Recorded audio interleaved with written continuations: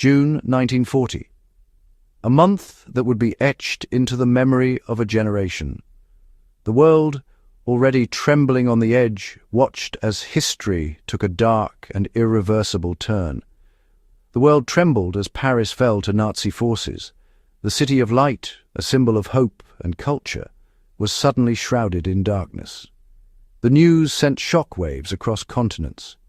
In New York, Theodore Seuss Geisel, better known as Dr. Seuss, listened to the news, shaken to his core. The voice crackling through the radio was not just reporting events, it was delivering a personal summons. The fall of Paris wasn't just a distant tragedy, it was a wake-up call that echoed in every American home. For Geisel, it was impossible to ignore. Geisel, known for whimsical ads and playful art, felt a new sense of duty stirring within him. The world he had drawn was suddenly threatened by forces far more sinister than any he'd imagined. Fascism wasn't just politics, it was a threat to humanity itself. It was an ideology that sought to crush freedom, silence dissent, and erase the very things Geisel cherished. America, meanwhile, was divided. Many clung to isolationism, believing Europe's war wasn't their concern. Rallies and headlines urged the nation to look away, to stay uninvolved. Geisel saw this as dangerous denial. He understood that indifference could be as deadly as action, and that silence in the face of evil was a choice. He believed ignoring fascism would only let it grow stronger, its shadow spreading unchecked across the globe. The threat was no longer far away. It was at everyone's doorstep.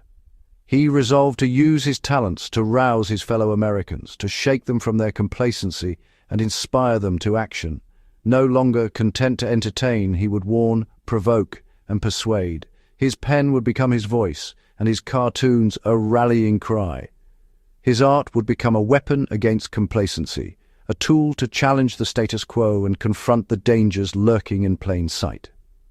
The fanciful creatures of his past would give way to biting caricatures of tyrants and their enablers, exposing their cruelty and absurdity for all to see. The radio's grim report had given him a mission. The world needed more than laughter, it needed courage and a voice willing to speak uncomfortable truths. The fight against fascism had found an unlikely new voice in Dr. Seuss. A man who had once only drawn for fun, now drawing for freedom. The cartoonist was going to war, not with weapons but with wit, ink, and an unshakable sense of purpose. This was the moment Dr. Seuss's true calling began. In the darkness he found his light and set out to awaken a nation. Sometimes the world needs a storyteller to sound the alarm, and sometimes that storyteller is the most unlikely hero of all.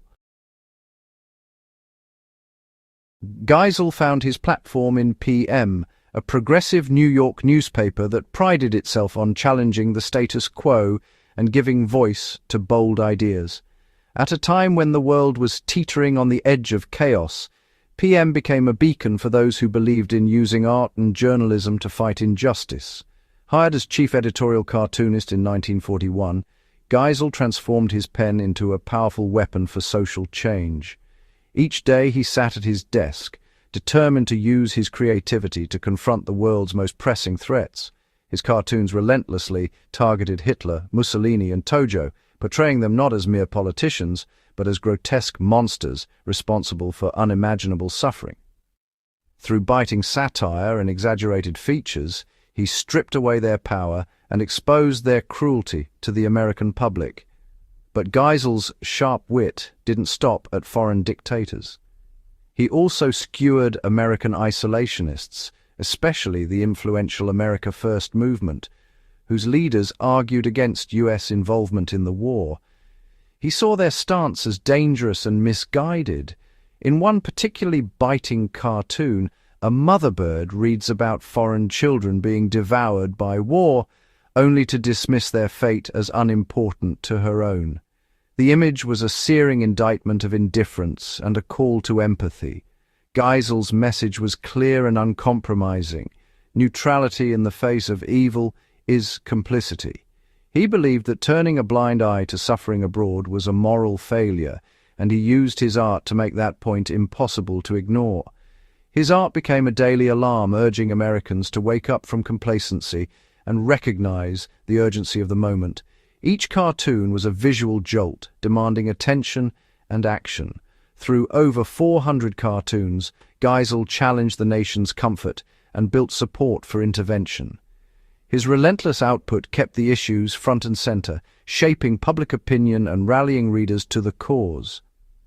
Dr. Seuss became more than a cartoonist. He was a propagandist for democracy and decency, using his unique style to champion the values he believed America should stand for. His drawing board was now a front line in the battle for American hearts and minds, a place where ideas and images could inspire courage and compassion. The fight was no longer just overseas, it was here, in the national conscience, in living rooms and workplaces, wherever Americans gathered to debate the future. Geisel's cartoons made sure no one could look away, forcing the nation to confront its responsibilities and reminding everyone that even a single voice, armed with ink and conviction, could make a difference. After Pearl Harbor, Geisel knew cartoons weren't enough. Too old for the draft, he still wanted to serve. In 1943, he joined the U.S. Army's first motion picture unit in Hollywood. There, under Frank Capra, he worked with animators and filmmakers to create training films for soldiers. Their mission: teach vital skills, boost morale, and save lives. Geisel's new battlefield was a movie studio, not a trench. He helped shape stories that would prepare millions for war. His creativity became a crucial weapon in the fight. The man who once drew for ads was now arming soldiers with knowledge. At Fort Fox, Captain Geisel led the animation department. His task: make training films that stuck with young, anxious recruits. Dry manuals became lively cartoons, blending humor and clarity. Working with animation legends like Chuck Jones, Geisel used relatable characters to teach everything from map reading to malaria prevention. Cartoons replaced lectures, making lessons memorable. The team brainstormed, wrote scripts, and produced dozens of films. Every film could save a life by preventing accidents or disease. Their creative energy turned military instruction into engaging storytelling. On this Hollywood battlefield, ink and celluloid became ammunition.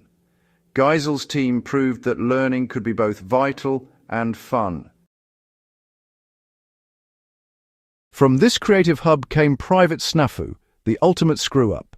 Snafu, voiced by Mel Blanc, showed soldiers what not to do, from leaking secrets to ignoring safety. Each cartoon was a funny, cautionary tale. Snafu's blunders led to disaster.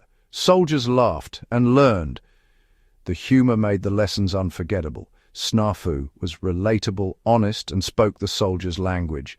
Through Snafu, Geisel turned mistakes into survival skills. Private Snafu cartoons did what dry instruction manuals simply couldn't achieve. They broke through the monotony, fear, and boredom of military life, delivering life-saving information with a dose of humor that was impossible to ignore. Soldiers remembered Snafu's disasters, like sinking his own ship by talking too much, long after the details of lectures and written rules faded from memory. The films cleverly used reverse psychology. "Don't be this guy!" making the wrong choices look so ridiculous. No one wanted to repeat them. Laughter made the lessons stick, boosting morale and building camaraderie among troops who faced daily danger and stress. The cartoons were made just for soldiers, with a candor and wit that spoke their language. No sugarcoating, just the blunt truth, animated. Snafu's mistakes became every GI's warning, a memorable reminder of what not to do in the field or on base. The result?